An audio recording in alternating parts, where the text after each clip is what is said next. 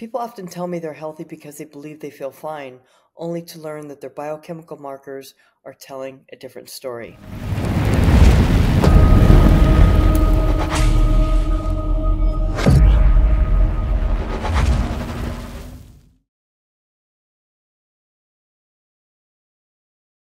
It's late in the game when patients begin presenting with symptoms of disease. These symptoms could be anywhere from mild to severe, eventually becoming a collection of symptoms called a diagnosis. Allow me to preface here that you are not a diagnosis when it comes to your health. If you're having the beginning signs of illness, you are no different than anyone else who is in the beginning stages of disease. There is a root cause to all disease, and though there are many slight variations, it all comes down to one major cause, and that is diet. Yes, people can become chronically ill from other factors such as viral infections, heavy metal exposure, environmental toxicity, chronic illness, etc., but every human must eat, and the modern-day diet is causing humans to become sick at a catastrophic rate. Allow me to introduce myself. I'm Dr. Victoria Munoz. I'm a naturopathic medical doctor who specializes in regenerative medicine, metabolic health, and athletic performance. I work with athletes and non-athletes alike, and my patients are getting results. So the question you might be asking yourself is, how do we know if we're sick if we don't have obvious symptomology? And how do we detect it?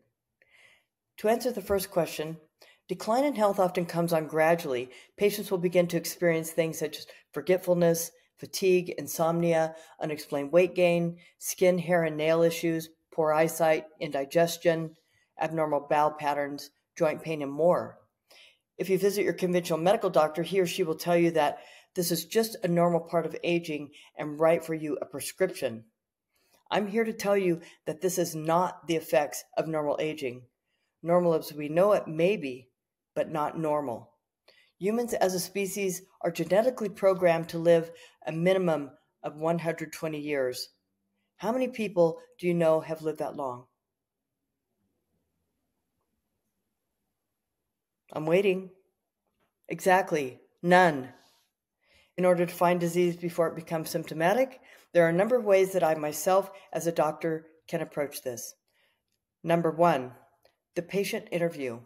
How many doctors actually take the time to learn about their patients or listen to what they have to say? Not too many. The insurance model dictates this, and for doctors who are obligated under this model, this will be on average a 7-minute interaction with the patient and a prescription based on their symptoms. There is no goal of getting to the root cause of your problem or even curing your disease. Yes, I said cure. There's a solution to every problem, and it doesn't lie on the other end of a prescription pad. In contrast, doctors like myself spend anywhere from 30 minutes to an hour with their patients because reversing and preventing disease requires both knowledge and analysis. Knowledge about your patient and the ability to analyze and work toward a solution. Number two, comprehensive blood panels. We want to look at your overall metabolic health through the evaluation of blood cell count, liver, kidney, and pancreatic function, insulin and sugar levels, vitamins and minerals, as well as hormones and thyroid function.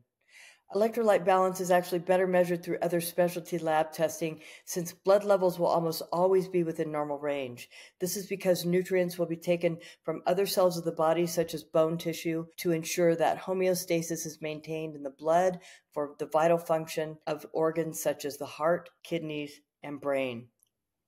Number three, genetic testing. The genetic testing we are interested in is not just profiling gene markers for disease.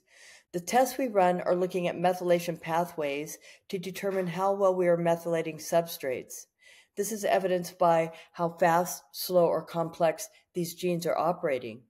However, it's important to understand that these gene defects are not actually defects, also known as SNPs. These were at one time evolutionarily necessary for survival. Because we no longer live in tribes as our ancestors once did, these SNPs often do not serve us well in this day and age. If we don't methylate properly, we're unable to activate certain substrates into their active form.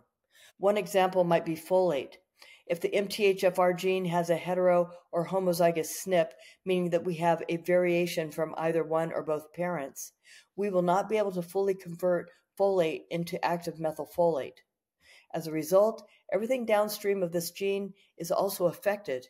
If not addressed, we could be more prone to certain diseases. Number 4, dietary analysis.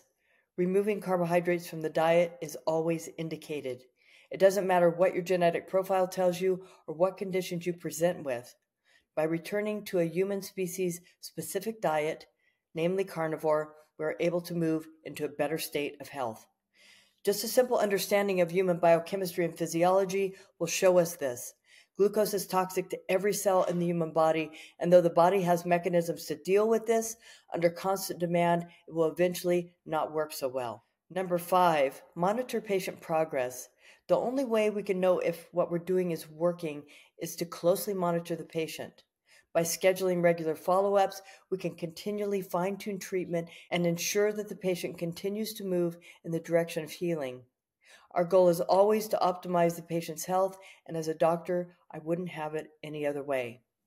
In conclusion, it is important to understand that by the time you are presenting with symptoms of disease, no matter how vague or obvious, disease has been manifesting in the body for a good 20 years. By learning from and working with a doctor like myself, you will be able to reverse and prevent disease. Hey guys, it's a no-brainer. I'm Dr. Victoria Munoz. Until next time, take care.